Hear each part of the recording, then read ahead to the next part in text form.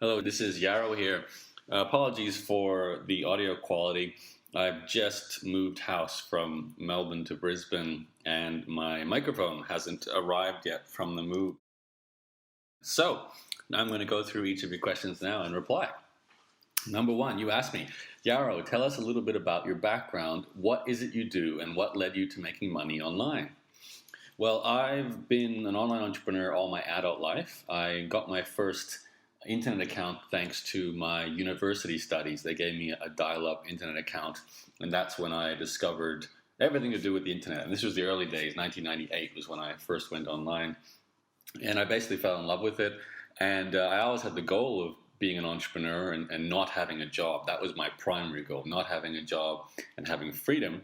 And I knew a business was the way to facilitate that. And I wasn't sure exactly what kind of business, and just happened to be fortuitous timing that the internet was growing up at the same time as I was becoming an adult. So as a result, I became heavily involved with the internet, having websites, and then seeing how other people were making money from it. Started my own website about a card game I used to play while I was in high school, which became a money-making website. It wasn't a huge earner for me, made somewhere between $500 to $1,000 a month, but that was pretty good for a university student. And that continued on to a proofreading company. That was my next sort of main business, which did well. I worked on it as my main occupation after I graduated from university with a business management degree. And the proofreading business was 100% online. And I grew it to the point where it was making about $100,000 a year, of which I was keeping about half of that, a little bit less than half of that once I hired an assistant. And it was very low labor. It was a true freedom business. I got it down to the point where I only worked a couple of hours a week on it, really. It was actually very much like a 4-hour work week business like Tim Ferriss talks about. And then after that, blogging was next. So I actually started a blog first for the proofreading business, and then turned the blog into its own identity, and that actually was the blog I write today, Entrepreneur's Journey. And I've been doing it ever since. That was in 2005 when I started that blog, and it became my main business slowly. I sold off my other projects and became a full-time blogger, and then became a blog teacher as well. Okay, your next question. Was there a lifestyle business guru who inspired you to make money online? There wasn't anyone in particular. I was very inspired by all the success stories around the dot-com boom era, and I was very interested in reading about them too. I read the books about eBay and Napster, and then more recently, Amazon.com and Google and all those stories. I love the background stories about internet companies, and I read a lot of smaller stories too, like a lot of local Australian stories behind companies like realestate.com.au and some of the basically niche websites that became million-dollar businesses. So I was inspired by that, and I certainly saw the potential to make an income stream from the internet.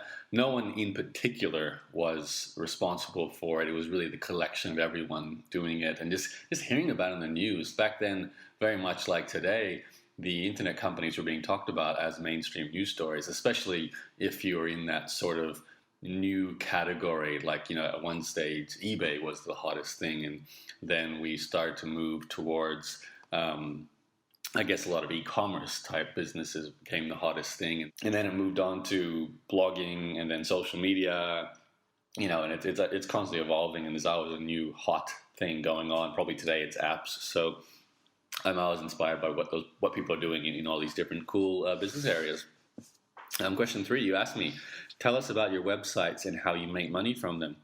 Well, as I said, I consolidated very much my business into the one main focus, which is essentially I'm a blog trainer or a blog teacher. I teach people how to set up a blog and turn it into an authority site and sell digital products and services that you create from your blog. That really is my core focus now. I mean, over the years, I've had a series of blogs, some on small business, my own one about entrepreneurship. I've had a miniature motorcycles forum collection. I had a rap music forum. I also had, of course, the proofreading business and the Magic the Gathering website. But all those got sold off, and today I primarily make my living from selling digital training products on the subject of blogging. I also have a membership site and a coaching program, so that's my primary source of income. I have made a lot of money in the past from affiliate marketing, selling other people's software and digital training products as well, and also advertising on my blog. And my original card game website made money from advertising too. But nowadays I am purely an information marketer, and I love it because I get paid to be a writer. Essentially, I create digital information. I get to sell my words, which is a fantastic way to make a living, especially if you're a writer type person, because you're getting paid for your creativity. Question 4. When you first decided to try to make a living online, how long did it take you before you earned enough to live off? What mistakes have you made while trying to earn a living online?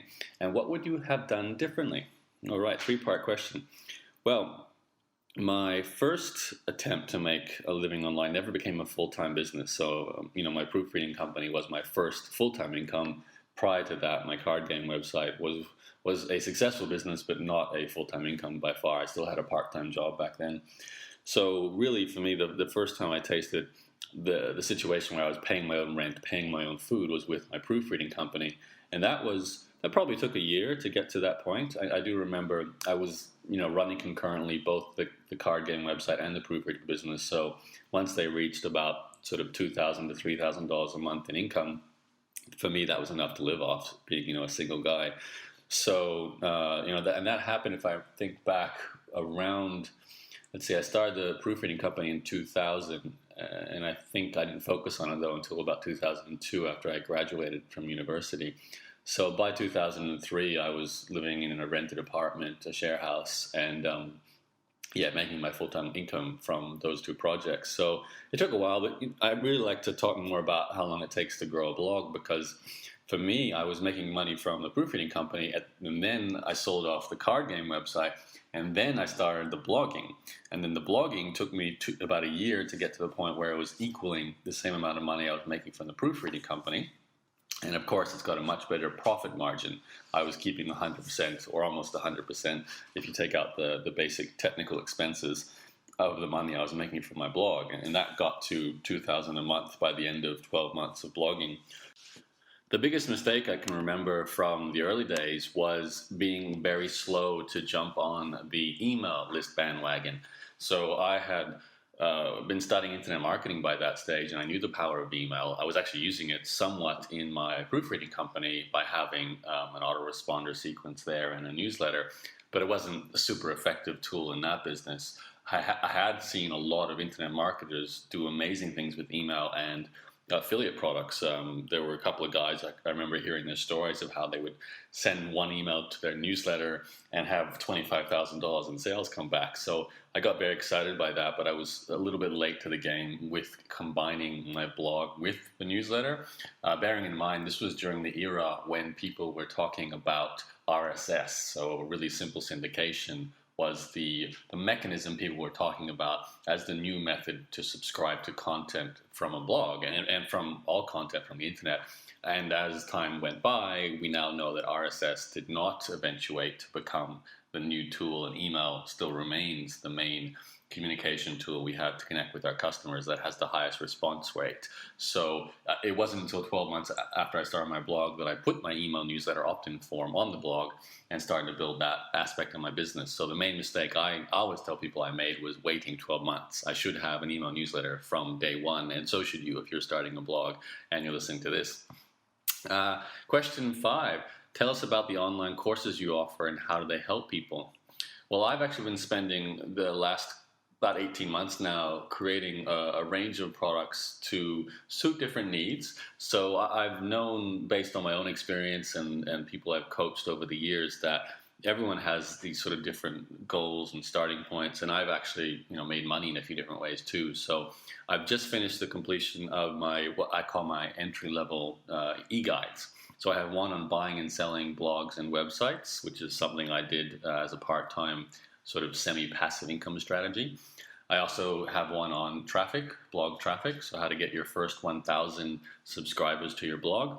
And I also have a mindset and productivity e-guide, which is probably my favorite because I think it's the most important aspect of growing a business. I really do think mindset and productivity is the starting point and the end point for all success you experience. Unfortunately, it's also my least selling guide, but that's often the case. People don't want to spend money on mindset. They want to spend money on techniques. But, I have that guide available for those who want to work on their mindset. I also have an interviews club, which is basically what it sounds like. I interviewed a series of bloggers, email marketers, and online entrepreneurs, and then share those interviews through this club, and also write action plans where I extract the leverage points that each of these experts use to make hundreds of thousands to millions of dollars online. So you can take out the key things they did to get that exponential result and apply it to what you're doing. That's my exclusive interviews club. So those are my entry-level products, and I'm actually about to go back and teach my very first training course, Blog Mastermind. I'm going to recreate it from scratch. It's my flagship program. And actually, as I record this, I'm about to teach it again and open it up to the public. And that will lead on to teaching some other courses. I have a membership site training program as well on how to sell digital information products. So those are my two main courses. There's those front-end courses, but I'm actually really working on having a range of products this time to meet, whatever needs you have. So I have coaching if you want, work with me in a community. I have a high-end coaching program if you just want to talk to me personally one-on-one. I have a course where you can go through the modules and sort of follow the step-by-step process to build your profitable blog and your profitable email list. And I have those entry-level products, the sort of $50 and less products where if you're just getting started and you don't have a big budget, or you have a specific problem like just traffic, they're available as well. And I'm following what I preach. I talk about how you need to set up a sales funnel, and I call it a blog sales funnel, and have segmented information for the different needs in your marketplace. So I am currently going through and creating different products and services to meet the varying needs of my audience, and that's an important thing to do. Question 6, from your experience, what are the basic steps somebody needs to take to set up and develop a successful blog? Okay, it's not a short question, but I'll give you some simple steps. Obviously, the first thing is to have some sort of core platform that you want to build around. So in terms of technical issues, you get yourself WordPress.org, you install it, you get yourself a domain name, and then you start producing some amazing content. You add an opt-in form to your site, and you get out there and spread the word about what you're doing by publishing on other sites and using social media and so on. But really, before all of this, I think, as I mentioned before, the most important thing is to get your mindset right, get your productivity habits right, and above all else, make sure you're really confident about the subject area you're going into. You need to know there's money to be made in it, and you need to be clear that you are planning on cementing your expertise and maintaining a platform of credibility over time. Like, you will have to work on this day in, day out. You have to study materials, watch other people in your industry, and keep sharing as an ongoing dialogue with your own audience. And that requires a level of passion and dedication about your subject that if you don't have it, you're going to struggle. You really need to care about what you're writing about, what you're sharing with people. So I think the first thing to really work on is the mindset aspect, but the second thing is the topic selection. You need to spend a lot of time on clearly identifying who your target audience is, what you provide to them, how you're going to build a business around it, and of course, how the blog then becomes the platform and the tool you use to reach that audience, to sell products and services, and to have a business. So that's some basic steps to it, but really, as I teach in my course, I actually have 4 core modules. So topic selection, content production, marketing, and then business systems. Those are the 4 modules I teach. Obviously, content production is about producing blog posts and podcasts and videos and reaching your audience. Marketing and traffic, that's about connecting with people and bringing them back to your blog and getting them onto your email list. Monetization is about selling your products and services, and then building an automated business, or at least a not passive but semi-passive business that you have technology and systems delivering information and selling products for you, so you can live what I call a 2-hour workday. I actually have a platform where I tell people that you're aiming to build a blog that requires 2 hours a day to maintain, that can bring in $10,000 a month. That's sort of my catchphrase: earn $10,000 a month blogging 2 hours a day. And in order for that to happen, you really need to leverage technology. Question 7, What type of blogs usually do well? Are there any sectors, niche areas you should avoid? What advice would you give somebody who is trying to decide which area or market to target for their blog? Good question. So I really agree with, I have a mentor named Evan Pagan, and he has a concept called the mega niches, and I strongly agree with this. I think it's not a case of avoiding niches. I think it's a case of making sure there already is money being made in niches, and it's very clear what they are. So those mega niches are health and wellness, money and finance, and dating and relationships. So I fall into the money and finance niche, being a make money blogging teacher. There's people who teach how to get dates or how to maintain a marriage. That's in the relationship advice category. And then you've got all the health and wellness ones. I've got some students who have helped people with acne and ADHD. So there's two examples from my clients. So, those subjects are universally popular. If you go to bookshops, if you go to Amazon.com, you will find that nearly every single product will fall into one of those top three categories. There's one other fourth category that actually works well too, which are often phrased as irrational passions. So these don't fall into those three mega niches, but they're still quite popular. These are things that people are crazy about. A good example is women in buying shoes, men and sports. These are top level categories that there is a lot of interest in, and they're not going to fit into money and finance, dating, and health and wellness. So that's really the four areas you can go into to find where people are currently making money and where you can enter to make money. I think it's really important you don't see things as too competitive. You actually want to see that the niche already has people being successful, already has people making money, and you go into that market and you find a slice, you find a specialty that you can focus on and become an authority on without worrying about, is there an audience there? Like in the past, you might have thought that you have to go to new markets where no one has captured yet. You'd like to be the first to market, the early adopter. Nowadays with the internet, pretty much every subject that can make money has someone making money in it. It's all about entering that space with new ideas, new points of expertise and credibility, and new stories to tell, basically things you've done that are unique, and then using those stories to craft your own message and build a community around what you do and what you represent. I exist in this make money blogging space, and there's a lot of experts already in this space, and new ones pop up. And the ones who do best are the ones who have a unique angle. Sure, the guys who were first, who started like I did in 2005, we had an advantage with less competition, but we also had less sophisticated systems to help us. Today you've got the technology and the information to help you, but you've also got the competition. So you just have to be more selective and more specialized with the sort of information, the sort of market you go for. And that's what happens in all industries. The maturation cycle of a marketplace always begins with, those first early adopters, and then once it gets saturated, it'll start to segment into sub-niches, and that's already happening in plenty of spaces where you no longer just teach blogging. You only teach blogging to people who are working in maybe the health and wellness area. Like, for example, I'm a blogging coach, but someone could jump up and say, hey, I'm a blogging coach only for people who want to help those who are writing about health and wellness subjects. So that's the sort of specialization you can do today. And you can specialize by people as well. You can go after women only or men only, people of a certain age bracket, people from a certain country, a locality.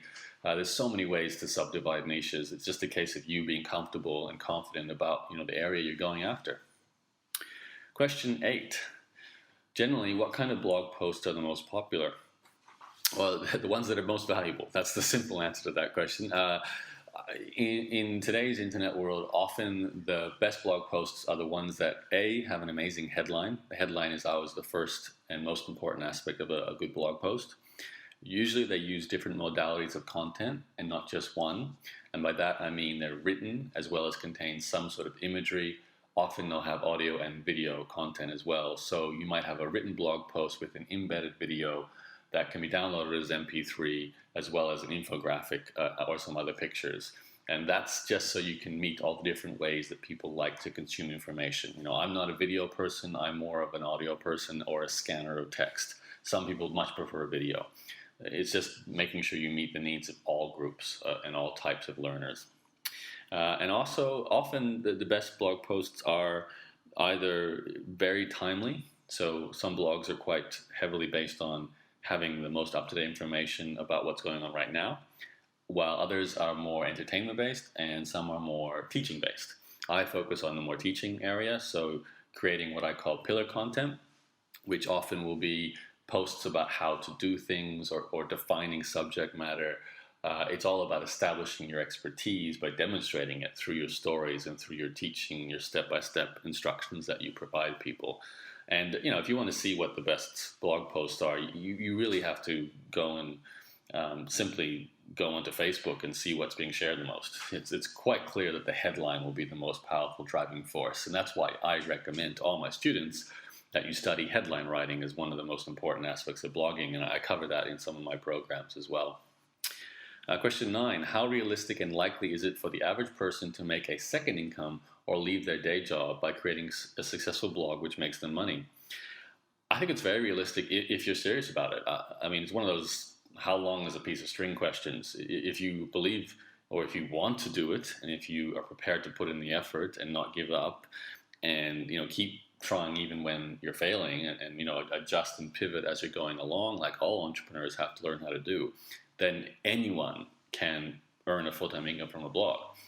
Unfortunately, most people don't, and it's almost always because they give up simply for emotional reasons. That's why I believe mindset is more important, because you might put in a bunch of effort, don't get any good results, and blame it on something like it's you don't have the skills, or you don't have the right timing, or you're not a good writer. There's so many different excuses you can give yourself for not succeeding, where the people who do succeed never let those excuses be a permanent part of the psychology. They always adjust to optimistic rephrasing of what they're trying to do and keep leveraging that. They keep using optimism to power them forward with a bit of rationalizing. If things aren't working, they're not going to do it forever.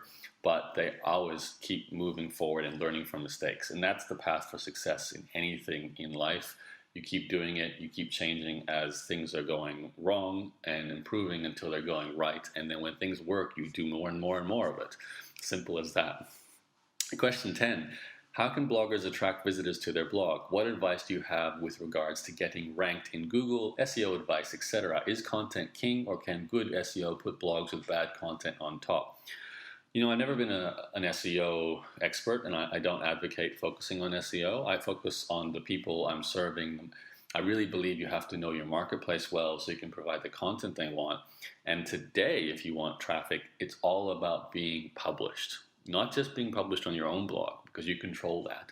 It's about getting yourself published on other content areas around the whole entire world. You've got all the other internet web pages and podcasts and YouTube channels. You've got newspapers and magazines and radio shows and television. There are so many possible outlets to get yourself featured on. It's really a matter of you defining your topic, creating some value, and then getting published on other people's content so some of their audience discovers you and starts following you. That in turn can help your SEO, because you're going to generate links from authoritative websites, but that's not why you're doing it. You're doing it to tap into audiences that already care about a subject and get in front of them. It's the standard practice in retail, where if you have a great location and you're in front of the people traffic, you do better. In the internet world, there's no physical location, but there are destinations where lots of people go. You just have to get in front of them. And you can do that with money. You can do that with free content you give away. And most of it comes down to relationships. You have to start building relationships with other people who own traffic sites, who are journalists, who are writers, who are bloggers, in order to reach the point where they're willing to feature you. Be good at what you do, have good relationships, and then start getting published. That's how you get traffic. Question 11. Your website is set up using WordPress. Why do you use WordPress, and what was involved in setting it up? How hands-on are you with updating the site, blog, etc.? Well, I used to be a lot more hands-on than I am today. I don't really do anything technical for my blog.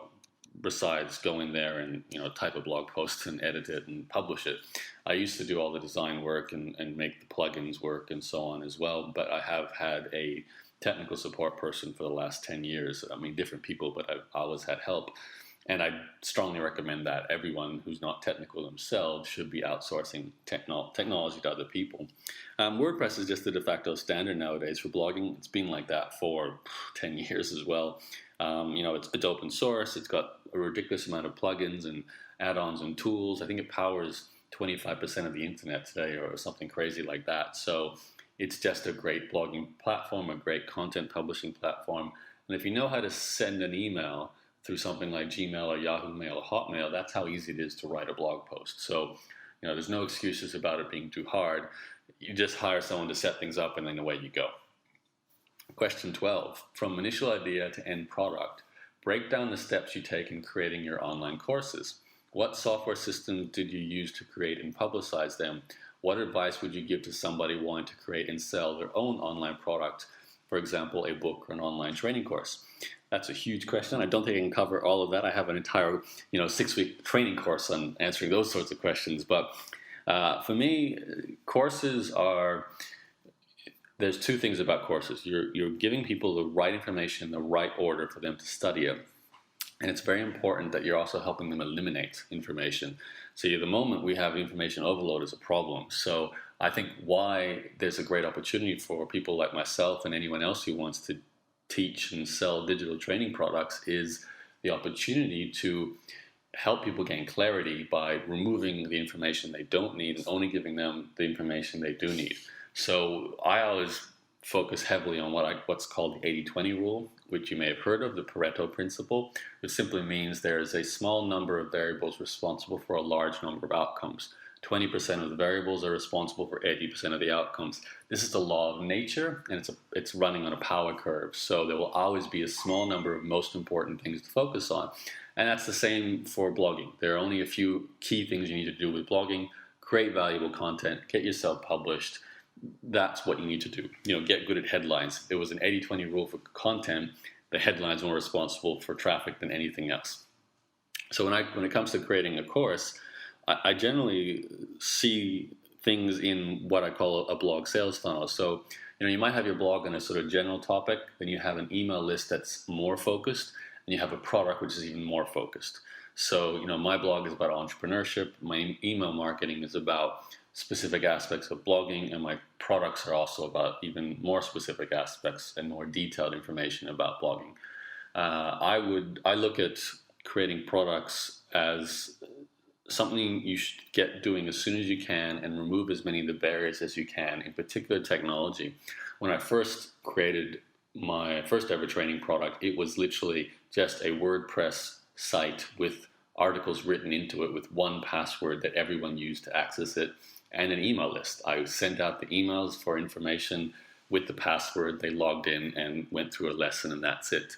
That really only required WordPress and Aweber, which was my email system. Today, I'm using Entreport, so they have pretty much an all-in-one solution for this. So they handle my email marketing. They give me a plugin to use with WordPress that allows me to password protect content and integrate it with their shopping cart system. And they do everything in regards to that. So I really today only use Entreport and WordPress to run my membership sites and training products. The rest of your question, you're asking me about publicizing them. It's all about building up your own audience. Like this whole process, the blog sales funnel is very integrative. You're writing blog posts, you're getting published on other people's sites, you're bringing people to your blog, they're joining your email newsletter, you're giving them targeted information, you're offering a product related to that targeted information, they're buying that product, and then maybe they're buying another product later on down the track when they want more from you. So you're building something so you have an existing customer base that you can tap into anytime you want. And obviously there's always things you can do to grow that access to people. You can do affiliate marketing, get people to promote you. You can go to Facebook and buy ads. There's plenty of options, but really it's about having a valuable product, a good conversion mechanism for selling that product, and just going through the steps. Simple as that. It's not necessarily simple, but as I said, you're asking me a fairly big question that would take me quite a while to answer comprehensively. Question 13. You encourage people to join your email newsletter. What are the benefits you get from having email subscribers? How have you grown your email subscribers and how do you manage them? Well, as I said, I used to use Aweber, and today I use Entreport. That's the technology I use to collect email subscribers. As I said before, it's primarily a tightening and specialization of information related to my blog. So I have what are called email gauntlets, which are sequences of automated email messages that get sent out that essentially share my content. It's usually my blog posts, sometimes my podcast interviews, and sometimes my videos.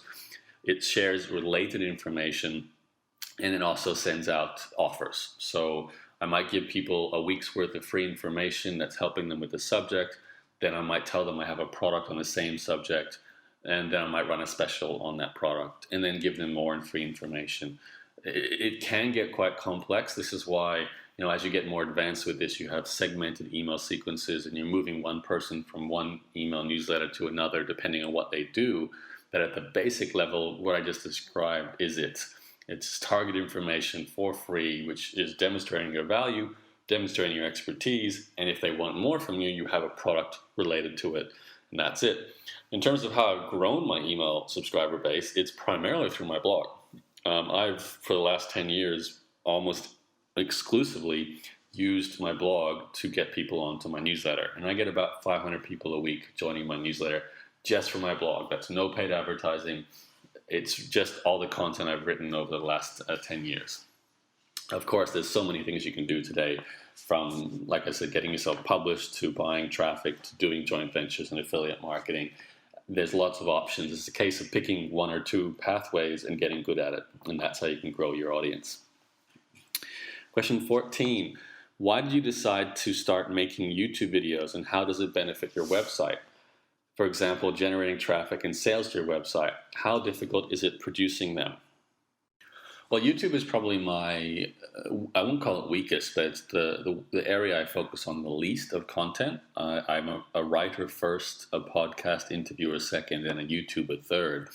Mainly because video is the most difficult in terms of production. That being said, today, most of my videos that I put on YouTube are simply using my iPhone and holding it on a stabilizer. It's called an iStabilizer, which is just a little stick that I can stick my iPhone on and walk around and talk to it. And that's pretty much what I do at the moment. I go out into a park, talk for 5 minutes off the top of my head about a subject related to blogging, and then add an intro and an outro to that and upload it to my YouTube channel and share it on social media, and it goes on my blog as well.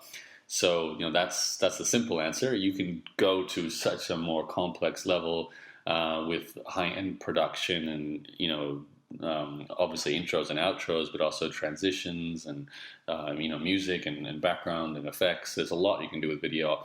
The most I will do is for my products, and I'll use a program called ScreenFlow. And for that, it's just a set of slides that I talk over. And that's, again, not that complicated. It's just recording my desktop, teaching and talking.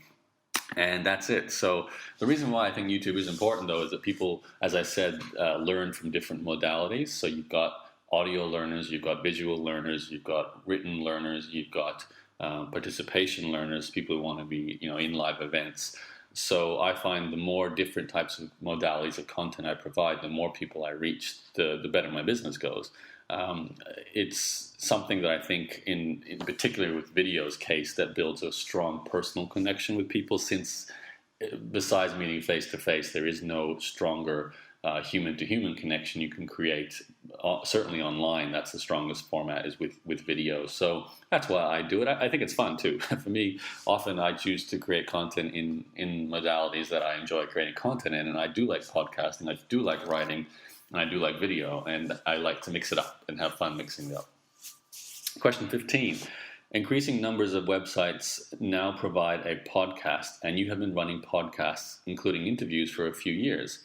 Why did you originally decide to use podcasts, and how does it benefit your websites? Also, why include a podcast when you could instead use a YouTube video? Well, podcasting has certainly become really powerful lately because of the proliferation of iTunes on mobile devices. So that's the main reason people are using podcasts now, is the scale of audience you can reach thanks to iTunes and all those phones out there that have it. I started podcasting long before iTunes, and it was something I did just because I was interested in exploring technology. I had a voice recorder on my phone and on my MP3 player, so I tested it out, recorded it, uploaded it, and boom, I was podcasting. And that was in 2005, so very, very early days. Just like I said with video, podcasting allows you to have that voice connection as you're getting now with me. You're hearing my voice, not just reading words on a screen. So there is an extra layer of context, an extra layer of depth in the relationship we're forming as a result of using this medium. So I think podcasting is fantastic for that. What I love about podcasting is the ability to speed it up, speed playback up. That's what I listen to audiobooks and interviews, and I always listen at 2 to 3 times the speed. So it allows me to get through content quicker. The obvious answer is you do podcasting and you do YouTube also because it allows you to use these platforms, iTunes and YouTube, to reach new people. They're massive sources of audience. So that's why I would suggest doing both. If you have the capacity, have a podcast, have a YouTube channel, bearing in mind you can strip the audio content from a video to be your podcast. I remember some people have done well, like in the past, David Sight McGarland, he did a Rise to the Top show, and he did that in video. Andrew Warner from Mixergy, another person who does a video podcast that also gets produced in an MP3.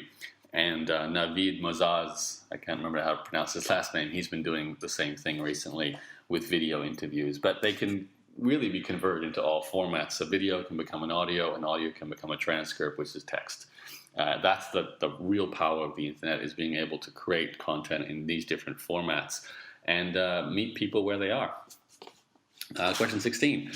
Do you use Facebook, Twitter, Pinterest, etc. to promote your websites? How successful has it been for you, and any advice on how people can use social media to promote themselves? Yes, I use all of those. Not so much Pinterest on a regular basis, but certainly Facebook and Twitter. They're my main two. I use them because they're fun. I have people following me, so it does allow me to reach new people and get a bit of marketing share. It's another form of engagement. I don't focus on social media as much as some people do, because a lot of people rely on it as their main source of traffic. And that's often because they're more recently started, where when I started, SEO was the big thing. Google pretty much sends everyone all their traffic. Now Facebook has become a better source and Twitter has become a better source. I look at this as something you just need to decide where your strengths lie. I'm not interested in getting really good at Facebook and really good at Twitter, but I do enjoy using them, and I can see the power they have, especially because they're on your phone. Like, I don't write blog posts on my phone, but I do write tweets and I do write Facebook updates, and I do take photos and share them on Instagram, and that's something that adds to my ability to communicate with people and meet them where they are. That's the thing with the internet. People move from platform to platform, and your job is to make sure you always go where the people are. And in the past, they all were on Google, and now it's starting to fragment, and they're on Facebook and Twitter. But it really depends on who's your audience and you deciding where you want to meet them. I really advocate getting good at one or two methods. So if you're going to do social media, just get really good at Facebook. If you're going to do SEO, just get really good at doing link building. You know, if you're going to get really good at podcasting, just pick a medium and go hard and get good at it, rather than being average on all of them. Average on all of them will not get you a big result. Brilliant at one of them will. Question 17. What are the best things you did for your business? As I said earlier, an email list, number one. That's the best thing I did. Going hand in hand with that is having a blog. I think those two platforms, a blog and an email list, two assets you own. Everything else I talked about, social media, YouTube channels, iTunes, those are platforms other companies own. You can't decide what happens, what they do with their platforms. They can switch you off whenever they want. Owning my newsletter and owning my blog are platforms that I control, and I decide what goes on them. That's powerful. That's what I recommend everyone builds. Blog, email, newsletter, smartest things I've ever done, best way to make money I know of, because I get paid to share my ideas, and I think it's accessible to everyone who wants to get out there, who has ideas to share. Question 18. What's involved with managing your websites? Do you create everything yourself? Do you have any staff, or do you outsource? Describe your typical day. Content creation is my job, so I do my writing, my podcasts, and my YouTube videos. Technology, as I mentioned earlier, is handled by a tech person, so all of the membership site management, changes to my blog with WordPress, setting up of scripts and software, and designing of pages, that's all done by a technical person or a designer. I also have a admin assistant who has been handling my email for 10 years. So my inbox goes down to 0 at the end of every day or at the start of every day because she handles my email and puts things into folders for me. That's pretty much the main outsourcing. I don't have any full-time staff. They're all contractors, and they're all stay-at-home moms, not located in my home city. I never see these people face-to-face. It's all virtual. We work with the project management software Asana, which is free, and also Skype, which is also free. My typical day is pretty fluid. There's no such thing as a typical day. There's typical activities. I will check my email. I won't respond necessarily to things, but I'll check my email. I'll check my Facebook. I'll check my Twitter. I'll maybe record a video. I maybe sit in a cafe and write for 2 hours. I'm almost always working on a blog post or a product. That's my moving forward tasks. I'm a big believer in assessing whether the jobs you're doing are treading water or moving forward. Are you swimming or are you treading water? I make sure that I'm always doing some form of moving forward task every day. And the treading water tasks, like responding to emails, the things that maintain your business but don't grow it, they should get pushed aside so that you always do things that move you forward. On top of that, I like to cook meals at home. I exercise. I do workout DVDs and ride a bike. I do a lot of walking. Often I'll just walk to a cafe, walk to the city, sit in a cafe, do some writing, grab some lunch. I always listen to audiobooks and things on the way to the city and back. Sometimes I'll meet with friends if it's the weekend or something like that. But it's fairly fluid. I wake up when I want to. It's usually 9 o'clock or 10 o'clock.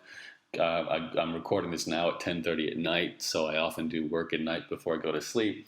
Watch a lot of Netflix in there as well. And yeah, it's, like I said, very fluid. Do a bit of traveling, of course.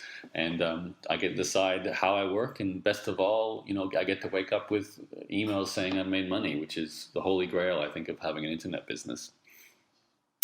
Question 19, where does that drive to be your own boss come from? Why did you decide the life of a 9-to-5 employee was not for you?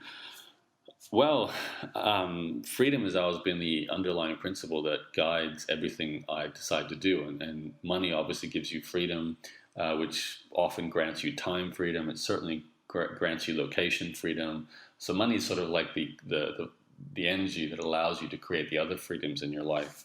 I can't stand the idea of limitations. So working for someone else where you have a cap on how much money you make, you have to be somewhere, you have to do tasks you don't want to do. All those things are like the opposite of freedom, and I can't stand them. It's a definition of torture for me. So where that came from, I don't know, but I certainly knew what I didn't like, and that was waking up to do a job for someone else's company to get a set salary doing tasks I don't like. That's a no-brainer. No, who wants to do that?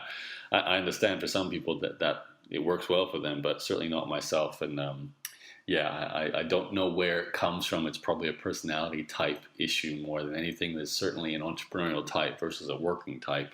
I think the entrepreneur type is often a mix of a creative personality with a person with the drive for financial freedom. That's an interesting mix there, because often creative people have trouble making money, and sometimes people who are trying to make money but don't have any creativity also struggle. So you have to kind of mix those two variables, be creative but be driven to make it financially viable as well.